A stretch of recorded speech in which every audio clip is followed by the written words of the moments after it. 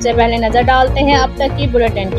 जी बिल्कुल, शहर और गर्दनवा में बिजली की तवील गैर एलानिया लोड शेडिंग का सिलसिला बदस्तूर जारी है। पिछले कई घंटों से मुसलसल बिजली की बंदिश से DHQ अस्पताल का निज़ाम बुरी तरह दरम बरम हो चुका है।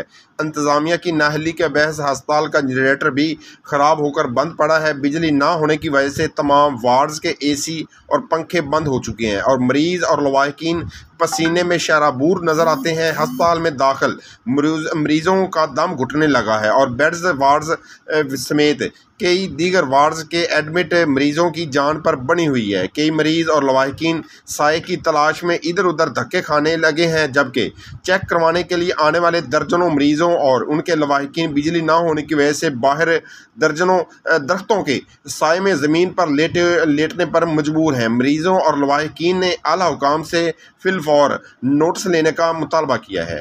कैमरामैन टीम के साथ मोहम्मद शामून नज़ीर, विहाड़ी।